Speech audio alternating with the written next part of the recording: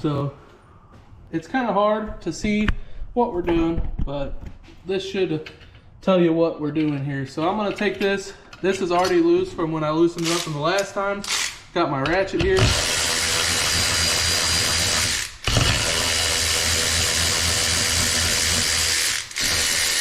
Taking both bolts out, which this is where the factory rocker, trunnion, cradle, whatever you want to call it goes.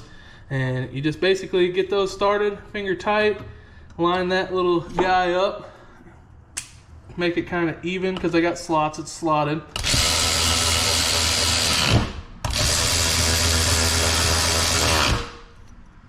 Hit that, make sure this guy's down in there enough. Tighten this nut up, take you a ratchet wrench here, and you are gonna just crank these bad boys down. And it's not real tight, it's real easy to crank. If it gets tight, of course stop like that. It's bottomed out basically. So flip this head up on in here. We're gonna give these valves, since they're stuck, because it's got 150,000 miles on it, and you just take it, pop it with your hand. Get the retainers out over here. Pretty self-explanatory. I'll show you guys the retainers. They're these little half moon shaped things. That's what holds the valves in. And I'm gonna take these valves out, inspect them, make sure they look good. The intake valves cleaned up really nice.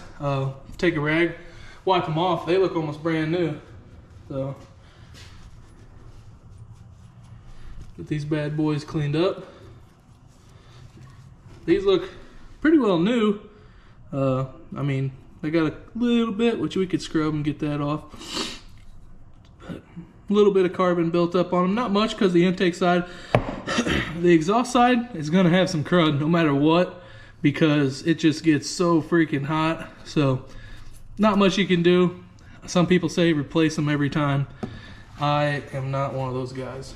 So we'll flip this bad unit over. This is what it'll look like. So the valves are now out of there, the retainers are out of there. These retainers sit in the hole right there. So we're gonna take this 13mm wrench, loosen this bad unit up.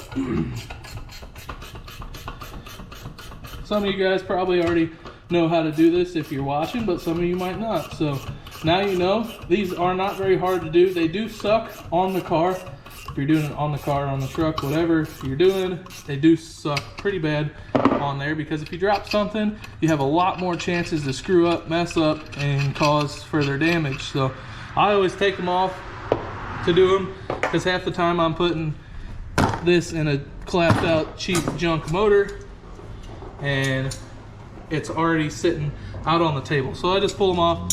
You take these pliers, these are your old valve seals. You'll pop these bad units off. This is where they sit down in there. It's kind of hard to see, but now they're not in there.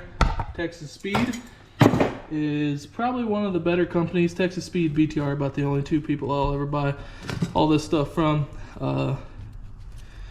just because they're probably best quality around. And a lot of guys, they'll send you these valve seals and then they'll just send you a new O-ring topper for it. And I don't like that. Texas Speed sends you a whole brand new unit, and they're made specifically for their springs. And I don't know if you'll find a better spring out there than Texas Speed or BTR. Honestly, I probably think they get it from the same place, but they don't want to tell you that. But I just take my hand, push those valve seals on there with them, the springs, because they're easier. And Texas Speed also sends you brand new retainer toppers. Let the retainers go in. So very nice of them to give you everything you need. Basically a brand new kit, brand new engine, brand new everything. The only thing it's not is literally the casting on the head. Most of my engine jobs I do, and if, like I said, if I'm looking for performance or anything like that, more compression, I would recommend taking your cylinder heads to your local machine shop, or maybe you're capable and milling them yourself. I'd mill them 10 thous or so just to clean them up, but if you were looking for some compression, do a 30 thou over. That's what most of my stuff is 30 over, just because it bumps up the compression about a half a psi. So I did put chem dip, they call it. It's chemical dip. It's like a thing you can get from parts store. on all this. I only let it sit for about 45 minutes because that's the time frame I had to let it sit. But I kind of soaked these heads in it as best as I could. So they have come a long way. They still do look dirty. It's a gasoline engine and it's poor fuel grade in today's world. So it's gonna look pretty poopy, but I'll tell you what, I'll get the old die grinder up. We'll clean everything up. I got a wire wheel for my die grinder, and these things will be basically brand new. So put your valves back in. You're gonna flip this unit over. Don't set them down too hard because you will drop your valves back out. But you'll have to come up here because my valve is not perfectly straight in there. So you're gonna have to sit here and you're gonna have to pry them straight. I didn't put much tension on it. I tightened it with my fingers now. And then you take your wrench and you're gonna slowly tighten it up. They'll usually stay pretty close. I've come to find a pocket screwdriver is your friend here. Pocket screwdriver, pocket pry bar, whatever you have. A little screwdriver is your friend. But I tighten these up until I can see as much of the valve stem as I think I need to see. And you'll just get it to where you can see the little lip on the valves. And so right about there is probably good enough. On the bigger springs, you don't really have to tighten them all the way down with the new retainers, but they will stick out about yay far. That is more than enough for what you need to do. And sometimes it's too much. So you'll have to kind of use a little screwdriver like so and pry it over so you can get your retainers in straight. And it don't take much. Now don't go shoving your screwdriver somewhere you shouldn't be. And then there's 2 for each because they're a half moon, which makes a full circle. I'm very good at geometry. I don't know if you know this or not. I'm joking, I suck. But you just take this and you'll pry it over just a touch to get your spring in there straight, or your spring in there straight, your valve in there straight. You'll take those, you'll set them in there. They're gonna look a little off balance, kilter, sideways, whatever. That's fine, as long as they're not sunk down in the hole, causing the valve not to want to come up. But you'll basically just take this wrench here and loosen them up. And kind of go slow, watch what you're doing here. Make sure one of these things don't fly out like that. And you'll just tighten it back down, not a big deal. And you probably shouldn't be wearing your safety glasses, but I got my safety squints on, so we should be more than okay. I kind of keep my fingers over them because I'd rather lose a finger than an eyeball. But you just kind of keep your finger over it and slowly back itself out, just like that. And the retainers are doing the job. They are retaining, which is good. And you're good to take this bad unit off. So.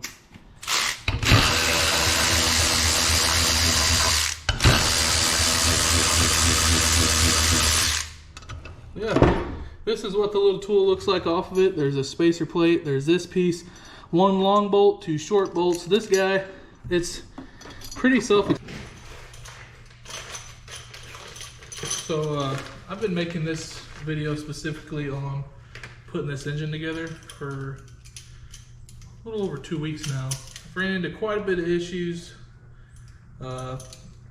mainly just from some broken parts, and it's kind of my fault. When I bought this thing, I knew a couple of these were, or a couple things were broken. I figured it wouldn't be that hard to find these guys, these plastic pieces, or they're not plastic, sorry. They're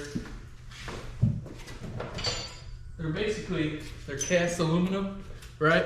They're cast aluminum, and I don't know how this even happened. Maybe they set it on the ground or took it off, dropped it, or whatever, but it broke. So there's supposed to be 2 more of these down here. It broke. It's definitely, it says it right here, it's an aluminum alloy. So it's like a cast aluminum basically, and they broke. I've been trying to track these things down on all different types of websites. I found them on Summit. I was like, well, hell, I'll just, you know, that's what we'll do. I'll go right to Summit and we'll get them taken care of, all right? they come in, they're in a GM Performance box, and this is what they look like. It's kind of hard to see, but they are ever so slightly different. I don't know where these came from or what engine. I went back and looked, and they even say LS1, LS7, LS, you know, all LS everything, and these things don't fit. So luckily, my buddy JT from No Limit Garage had a 6-liter he had tore apart a long time ago that was just sitting there. So I went up and I picked these up. So now that I got these, I can put these bad boys on, but it's not that easy, because in the process of doing all that, I found I am missing 2 of these bolts. So what most likely happened is the guy that I bought this engine from broke 2 bolts, and that's why that's broken. He either rounded them off, broke them, or he just, I don't know if he didn't know what he was doing, or somebody else got into it, whatever. Anyways, I'm not really upset at all, by no means, because I gave $1,500 for a 6-liter and a transmission. You know, I am pretty happy with only paying that, honestly. So I am not going to be very mad about that at all, because I don't think I could come up with another 6-liter in today's market for that price. So, but I guess what I'm going to have to do is I will put these things on here. You also probably will see a time-lapse video if you pay enough attention. Some of you will, some of you probably won't. But there is going to be a time-lapse video of me doing the Trunnion upgrade. So, stock rockers got roller bearings in these bad units right here. So, and they only allow it to spin, I don't even know what the degree is, but they have a little thing that locks kind of what they spin. They're roller bearings. You put too much pressure on those rollers, therefore you'll have catastrophic engine failure, because you're going to send little metal piece rollers all the way through your engine. So we upgrade. I always upgrade those just because that's what I do. It's always a good practice to go about upgrading those. And these Trunnion upgrade kits are getting fairly common. This is my first time ever trying these guys. CHE Precision, and I guess Incorporation, valve train company, I don't know. I've never once heard of these guys, but Texas Speed sells them, and I can guarantee you why they sell them. Everything is made in the USA. These things, they come very tightly boxed in here. Everything is perfect. The directions are right here, so you can't lose the directions. These are honestly the easiest, literally the easiest Trunnion upgrade I have ever done on one of these. It literally took no time at all, so I would highly recommend doing that if you're new to this.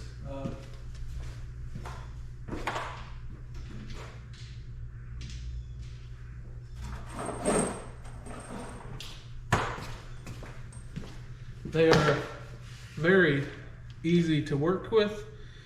I mean, Texas Speed sells them. You know, Texas Speed provides parts for any LS engine, any famous YouTuber around the world. So why not go about it your own way? There's not much to install in these. They're not like an old style engine. They're actually very easy, and this is why a lot of people go with these engines, because there is nothing, I mean nothing, that can go wrong really with installing these, unless of course something is broken. But you just take your bolts, slide it right through there, get them started. Now for now, since I'm missing a couple bolts, if one of you guys have a set and you want to lend a hand, if you see this video in time and I haven't found them yet, let me know, reach out. You can get a hold of me through YouTube, Instagram, Facebook, whatever. Everything's under Midwest OBS Garage. But yeah, if you guys find a set and you're not going to use them, or you upgrade it to ARP bolts, then let me know. If I can't find 2 factory bolts, I guess we're gonna have to upgrade to ARP bolts too. So we'll just see how it goes. I mean, this is most likely homie, probably, I hate to say it, but an old small block Chevy guy. Everything's gotta be standard. So they probably grabbed a freaking 5/16 socket and they went to town on these 8mm bolt heads because they didn't have specifically an 8mm wrench, so, or a socket. But here we are. Let's put these bad units on here. You torque these bad boys down to 22 foot-pounds. I will grab a torque wrench. I will get these put together. I'll probably do the other side. We'll go from there.